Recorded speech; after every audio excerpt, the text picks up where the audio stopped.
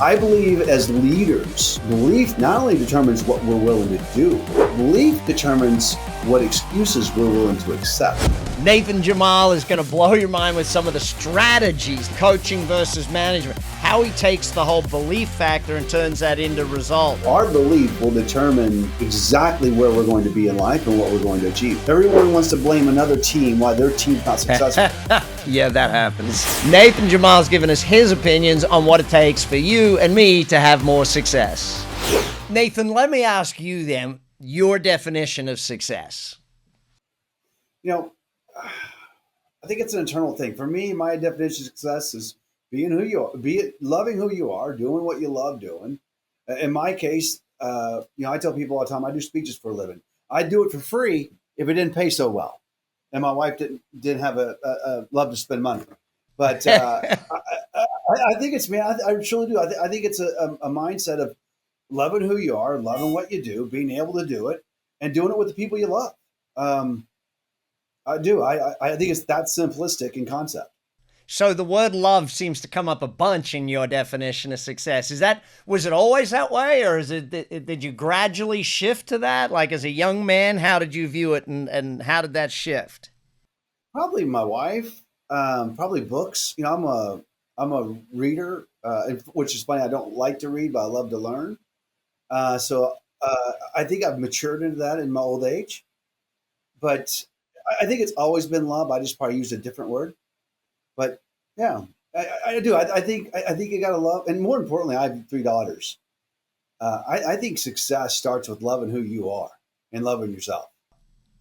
Fantastic. So where do you think in your life you chose to be above average, for success? Like, where did you choose success in life?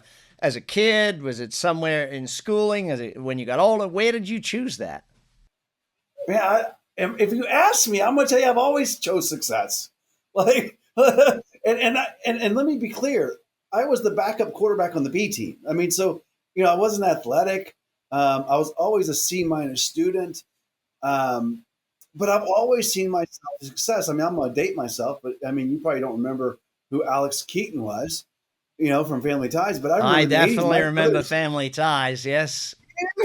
my brothers used to call me Alex Keaton. I've always had this kind of desire to be successful in business, and I think it's the only trait, real gift God gave me. But I've always seen myself as successful in that area. I've always had a drive. I've been working full time since I was 15 years old. When I was in middle school, I'd sell snow cones in the parks. I mean, I've always had this drive that I don't think I created it. I don't think I built it. I just think it was inherently given to me as a gift. And man, I just chased it. And I don't think I'm smart enough to realize that I'm supposed to fail. I think my ignorance, they say ignorance is bliss. Yeah. I think, like, I really believe I can achieve anything. Like, I see you do something, like, I can do that.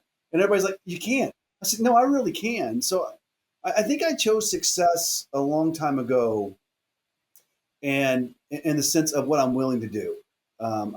As a young leader, I used to tell people all the time, there are significantly more people smarter than me, but I'm going to do my best to make sure no one's going to outwork me. So what is the formula or methodology, or what are the ingredients you see that make success happen in life? I think the first thing you got to do is get rid of your ego. Tell me more about that.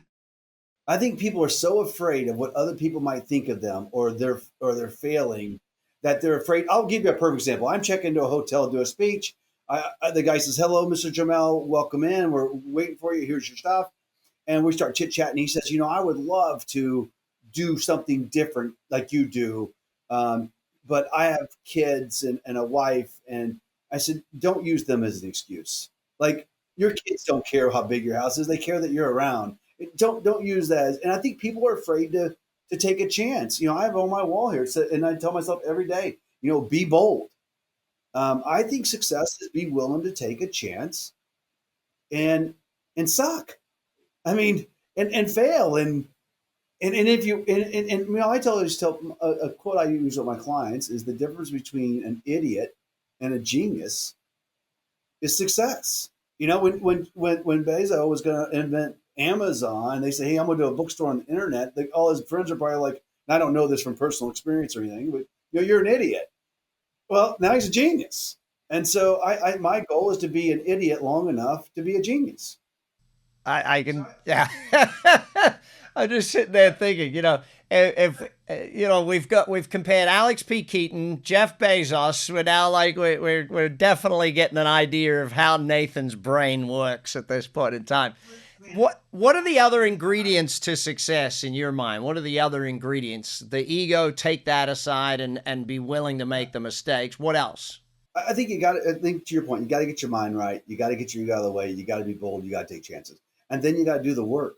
I mean, listen, I believe to really be successful, they say work smart, not hard. I think you got to work really hard, as smart as you can. I don't think anything gets in the way of effort. I talk about this. I was doing a keynote yesterday. Effort and skill development is, in my opinion, is the key to any success. And knowing that you're going to fail and it's okay. But I think that effort, that resilience, everybody says the overnight success, yeah, for 10 years maybe. But I think that's what it has to be. And at the same time, and you said I love the word love. I think you have to be like, I'm grateful for where I am in my life. But let's be clear, I'm not near done. Like, I'm not content. Uh, I want more, and I think you have to have that. I think you have to have the correct amount of achievement that matches your hunger for it. And so, my hunger for success and your hunger for success can't be the same, but we've got to make sure that we feed that. And so I do. I think your mindset, effort, fearless, being bold, and just do it.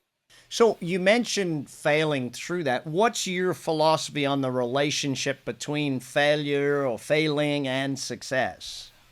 Man, I don't know if there's anything really different between them other than the outcomes. The actions are the same. I mean, how many people say who have achieved success said, yeah, that was actually an accident.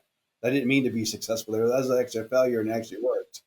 Right. I mean, how many things were invented because they found out what they were trying to do with the item didn't work, and now we're using it for something else. I think you've just, man, I just think you got to try it. When I went out on my own, my accountant told me I'm an idiot. I left corporate America, and he says, "Let me get this straight. You're going to leave this job and this money to go do this. Have you seen how much money you make, and what you're going to?" And I don't know. I figure what's the worst can go wrong. To your point, what's the difference between failure and success? I think they both require obstacles. They both require effort. And the only difference is at the end result, what's the outcome? But here's what's funny. Whether you have success or failure, if you want to continue success, you don't get to stop. I mean, the worst thing you can do is succeed and stop. That means you're going to be good. You're never going to be great, or at least never be better. Hey, just a quick one. When I look in the back end of this, something that's quite surprising to me, I noticed that it says that 82% of you who watch the channel regularly haven't hit the subscribe button yet. So it'd be a great favor if you could hit that subscribe button. Let me tell you why. See, over the lifetime of the channel, we scale the show and get better guests, better production, better everything by having the number of subscribers. So if you hit subscribe, it helps us plan better, do more, get better guests, and so on. I love that word better. And I think that philosophically, the word better needs to be spoken about and used a lot more often. The job is not to fail or succeed. The job is just to keep getting better. So at everything, as a father, as a leader, as a human, I use the word practice in my speeches a lot. And I write about it in my books. And one of my quotes I always tell people is, practicing is important for all of us, no matter how good you already are. Very important. Actually, let's touch on that a little deeper then, because one of the things that you put out there is, people spend a lot of time learning new stuff instead of practicing, or scrimmaging, I think is one of your other favorite words, about getting great at what they're already doing. Tell me more about that philosophy, because I think that's something real interesting we need to dive into. Yeah, so If you read my books, there's a lot of sports principles. And again, 5'3" in ninth grade. I'm not an athlete. I have three daughters. I can sing every Frozen song there is. Um, I write my books and I teach my lessons on sports principles because I believe in sports, it's not the person who knows the most about the sport. It's the person who achieves the most. It's the effort. It's the practice. It's the success. And in business, and I believe it's the exact same. But the greatest leader doesn't know the most about leadership. That they read books. The person who does, who is the best leader or the best coach, has the biggest impact on their people. And I believe that you know we need to learn. When I do a speech, I start off with think of this with a growth mindset. Don't say do I do it or not. Ask yourself how do I do it better, and that's that constant growth. Listen, we all do things. We as leaders, we have difficult conversations with our people. How do we do better? How do we make sure our intent matches our words? I think the only way to get better at it is not to do it in real life, but to practice it. And I have a saying that says training is learning something new. Okay. So if I do a workshop, it's a training. Practicing is getting better at something we already know. And if you want to simplify that, go into sports. Baseball players right now are practicing catching grounders, hitting balls, fielding pop flies, right? They're all the same things they've been doing for 15 plus years. And the reason why they're practicing it, because seconds matter. Little improvements make big differences. And that's the same thing in life. And quite candidly, I deal a lot in business. It's the same thing in business. So I believe that practicing is not doing, practicing is preparing to do. Because a lot of people say, Nathan, I do it every day. That's not practicing. Because in real life, when you're doing it, there's a consequence. Yeah. Practicing, there's no consequence. So I think we train decent. I think we practice in business today and as humans very poorly. You're on the Big Success Podcast. Make sure you hit that subscribe button. We'll be back with Nathan. We're going to get into serve up, coach down, all the leadership stuff. Getting rich is a lot simpler than most people realize. Billionaire in Training by Brad Sugars puts you on the fast track to wealth creation through buying, building, and selling businesses, and doing it at a faster pace than you ever thought possible. Pick up your copy of Billionaire in Training today. And we're back. Nathan, I got to ask you the question about getting results and starting with belief. I really think that your 4-stage philosophy there is something everybody should learn. Listen, I think everything starts in our brain. I think belief is absolutely, they say if you believe, you'll achieve. I believe if you don't believe, you have no chance of achieving. Everything we believe, if we believe in something, it creates conviction. If we have conviction for it, we'll do the effort. If we do the effort, we'll have the results. It's funny. I use a bit about kids do chores very poorly. The reason why kids do chores very poorly, if I tell my kid to load the dishwasher, their goal is to get the dishes out of the sink and throw them in the box, upside down, right side up. It doesn't matter. When we load a dishwasher as adult, we load it because we want the dishes to get clean. And my point being is, kids check the box. As adults, if we don't believe in something, I just do the activity. I just check the box. Yeah. I believe as leaders, belief not only determines what we're willing to do, belief determines what excuses we're willing to accept. And so our belief will determine exactly where we're going to be in life and what we're going to achieve. I don't believe it's some kumbaya moment. I think it's the core of what we become and who we are. So when you look at the servant approach, and you started on the servant approach back in some of your other books on the sales stuff, but you've really hit it on this one. And I think one of the things that you look at in there is serving multiple audiences. Tell me more about that philosophy and how that plays out on a day-to-day. In the book Serve Up, Coach Down, I contradict the servant leadership model, and just in the sense of what people perceive it to be. Yeah. I believe we serve our employees by coaching them and making them better, helping them get promoted, not removing their obstacles and making their life easy. That entitles them, and we see what happens when we entitle children. I think we need to coach them, and the way we serve an employee is by coaching them. I think the way we serve up in an organization is in belief. Believe in our people that we follow, believe in our leaders, believe in the organization, believe in our product services. I don't think you can successfully work for someone you don't believe in. And here's what's funny. If you look at the greatest competitive advantages of business today, there are two: organizational alignment and the speed of change. And serving up allows you to eliminate that. And here's what I challenge my leaders to be. We're all leaders in the middle. If you're a CEO, you report to a board. If you're a president, you report to CEO. We're all leaders in the middle. Everybody thinks leader in the middle is the frontline manager. That's not true. A leader in the middle is someone who has a boss and has employees. And here's what I try and encourage. I ask leaders all the time, do you love your people? Yes. Do you care for them? Do you want the best for them? Do you want them to trust you and believe in you? And they all say yes. All I'm asking and serve up is to give your boss the same respect you want your people to give you. Treat them the way you want to be treated. And when you do that, your people will learn that behavior. We learn how to parent from our parents, whether we agree with it or not. And so as leaders, we learn from our leaders. And here's the thing. In a book called How to Win Friends and Influence People by Dale Carnegie, he says in that book, and this is written in the 40s, by the way, right?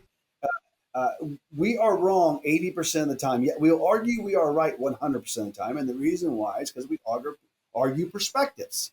And in the book, I write, listen, if we're wrong 8 out of 10 times, give grace, because you're going to want grace. And what we end up doing as leaders is we argue our perspective from someone else's vision. If I believe in you, Brad, if you're my boss and I believe in you, and you're wrong, who cares? We do a U-turn, we go a different direction. But as long as we're all running the same direction, we'll win because we're running together. And that's what the book's about. It's about getting, I talk about removing the silos. Everyone wants to blame another team why their team's not successful. Yeah, that happens. Right? I always tell people it's like neighborhoods. We always blame the other parents. We always blame the other kids instead of our own kids for fights and arguments. Fix your own kids. So let's then flip. You go into a big chunk in here about defining the difference between coaching and managing. Tell me more about that. I wrote in the leadership playbook that corporate America is corrupt, and I didn't mean it in a financial sense. I mean it in the sense that we ask our leaders to coach their employees, yet we never teach them how to coach.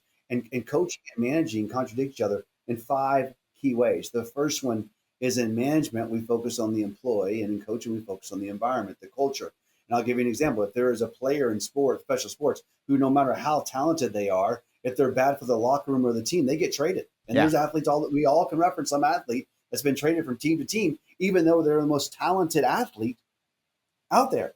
In business, if we have someone who's got a bad attitude but been there a long time, does less work but has a lot of knowledge, we will keep them and sacrifice everything else about our culture because we don't want to remove that resource.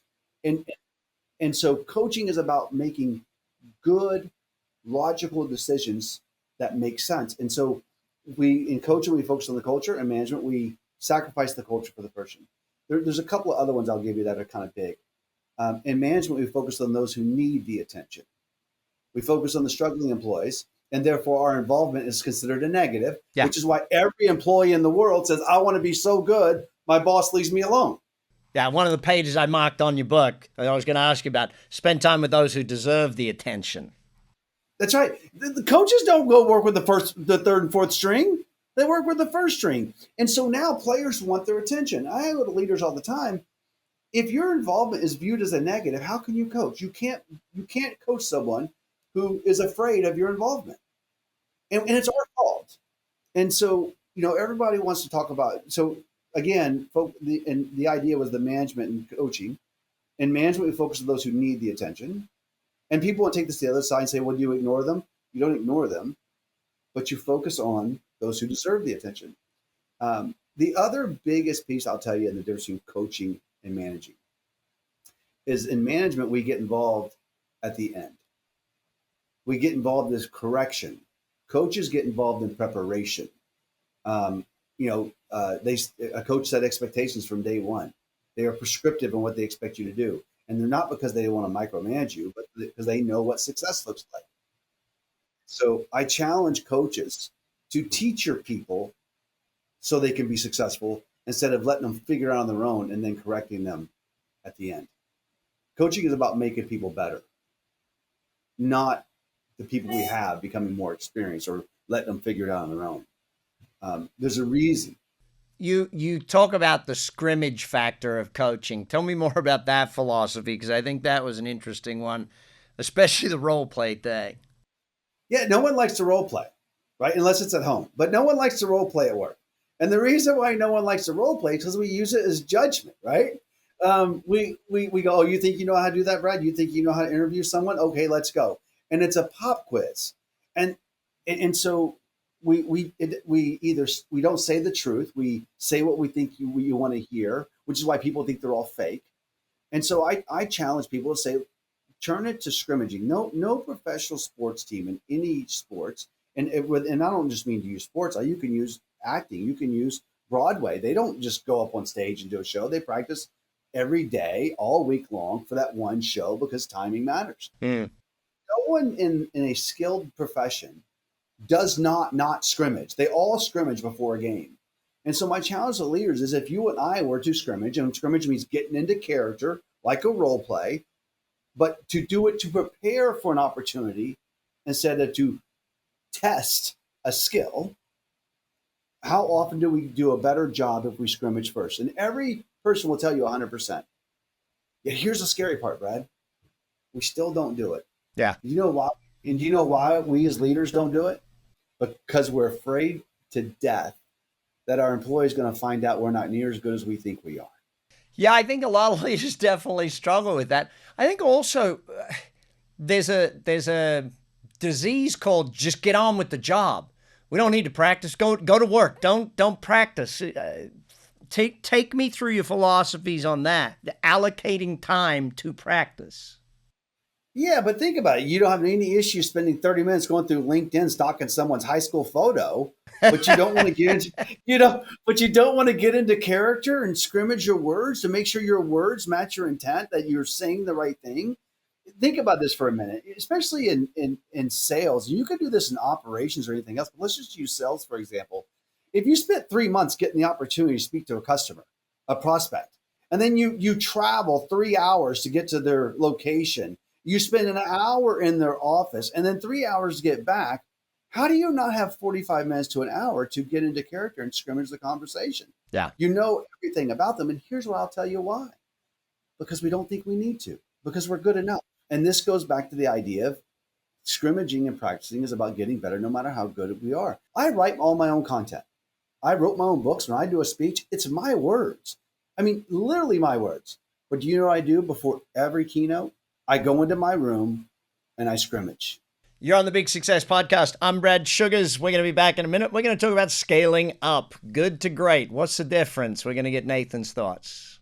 Nathan Jamail has spent the last 18 years coaching top executives and teaching thousands of leaders around the world on leadership, employee coaching, and cultural development. To learn more about Nathan Jamail, please visit nathanjamail.com. And we're back. Hopefully you've hit that subscribe button. Nathan, you've coached a lot, the military, manufacturing, technology company, you've coached all across, right? What's the difference between someone who does good and someone who does great in your mind? Man, I hate to be redundant to what we've talked about it, but putting that all together, I think it starts with the willingness to be the one that makes the difference, the willingness to like not be complacent. Yeah. I think it starts off. Here's what I'll tell you: the really superstar players, they want to be superstars, and they never see themselves as being done learning. I can tell you, I see successful people in my workshop, and I see them all taking notes, and they know 10 times what I know. Mm. And I see the average people sitting back with their arms crossed because they have to listen. Yeah. Man, the greatest people, earners are learners. And so I think the first thing they do is they have the mindset that they need to get better. And more importantly, they can get better. And then they're willing to do the work. They're willing to go through the boredom of practice. You know, there's a lot of great athletes says the key to being a great athlete is withstanding the boredom of practice and training. And so I think they have the willingness to learn. They have the discipline to go in there and do that preparation and that practice. They have the humility to see themselves as coachable.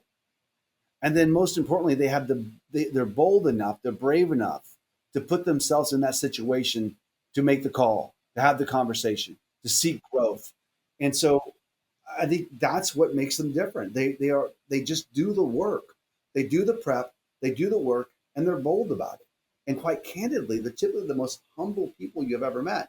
Yet, I always believe the most humble and the most confident. That's where I see the greatness. I think they never stop growing. I mean, it's the same in sports. Look at the greatest athletes. They practice more than anyone else. They're committed more than anyone else, and they give more than anyone else. I saw a video of Tom Brady the other day, and it was an overlay of him running the dash at Combine as a kid, and him running it now as a 40-something-year-old man. And he was about a millisecond faster today than he was back then, and Brady is a perfect example of that. Let me ask you then, you mentioned that like the superstars, they believe they're going to be superstars. If someone's on our podcast today and they don't yet believe that they can achieve superstar status, how do you coach people to actually believe that there is a possibility of superstar amazing status in their world, in their life at some point? I think you have to start off with saying, if you don't believe, you won't achieve. It's like I tell my little girls, if you don't love you, no one's going to love you. Yeah. And at the end of the day, you have to ask yourself, why not you? Why not you? What is in your way? Because you have to think, you have to get out of your own way. But it's like anything else, Brad. You can't coach someone who doesn't want to be coached. I can share the insight of the power of belief, but if you're not willing to change your belief, somewhere along the way, you made an agreement with yourself that you're not good enough. Until you change that on your own, I can't make you change it. Yeah. And so I think you got to talk through that. But if someone doesn't think they can be a superstar until they change that belief, they won't be a superstar.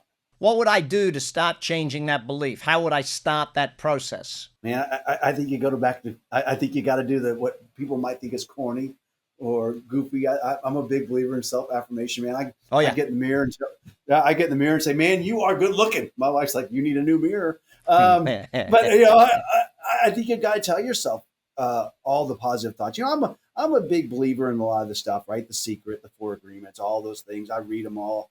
I believe them all. I carry a coin called a glad coin that says grateful, love, attitude, desire. I remind myself how lucky I am.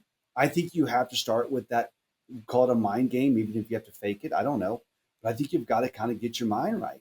I think fake it till you make it is an internal thing. You got to get that inside your head thing.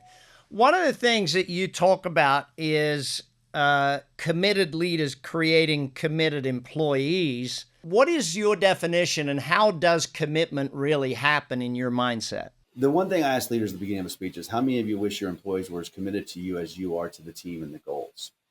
And everyone raises their hand. Oh, yeah. And the question again, right? How many wish your employees were committed as you to the team and the goals and the organization? And everyone wants to raise their hand. Most people raise their hand. And I say at the beginning of the speech, I think you're going to find out when we get done today that we're not as committed to them as we might think we are. And here's what I mean by that. If you allow someone to be on the team that is not creating a thriving culture, someone who is sucking the life out of the team, being negative, yet you accept them and allow them to be on the team, right? That's not a committed leader. Your job, as a leader's job, is to create a thriving environment. And all of us have worked for that boss where our peer didn't do as much work as we did, or had a bad attitude. And we thought our boss either didn't care, didn't notice, didn't engage, or didn't take action. And so the question for us as leaders, how many of us are that leader on accident? It's never malicious. It's just our actions don't always mirror our words. So when you look at that, we have to be committed to making sure we have the right people on the team. And I'm not being mean. I don't think there's bad people. I think there's bad fits. Yeah. Right? You might not fit on my team. That doesn't mean you're a bad person. It just means you don't fit with my team culture. And I probably wouldn't fit with other people's team culture. I think on the second piece of it, I think people love to tell people, you got to do this job, but we don't teach them how to do the job. And when we give high expectations and hold people accountable, yet don't teach them, we create high tension. High tension's bad. We're just waiting for the other foot to drop. But if we give expectations and we hold people accountable, yet we teach them, we create high intensity, and intensity is good. It's known as the buzz around the office. So again, we have to be committed to the team. We have to be committed to teaching them. We have to be committed to holding them accountable, regardless of how difficult it is and how painful it is. We have to be committed to creating that environment. And more importantly, we have to be committed to bringing new talented people on to make the team stronger. And so when we're committed to that they'll commit to us. Nathan, final question. in your mind, in all your learnings, what's your favorite quote or your best advice you ever got on how to be successful on the subject of success? Yeah, there's so many good quotes. I mean, the one that comes to me is the Jim Rome: "Successful people do what unsuccessful people are not willing to do." Right? Don't wish it was easier or wish you were better. I mean, that sums it up for me. It's clean and simple. You know, if you want to be better than everyone else, you got to work harder, I believe, than everyone else. I don't think there's a get rich quick scheme. I don't think it's, lose 1,000 pounds because of a pill. I think you got to have a lot of desire and a lot of effort behind it. Nathan Jamail, make sure you read it, study it, learn it, keep on reading. We'll be back next week with more of your success, so make sure you hit the subscribe button. You've been listening to the Big Success Podcast with the #1 business coach in the world, Brad Sugars. To learn more about how to achieve business and personal success, as well as how to level up or listen to past episodes, visit www.bradsugars.com.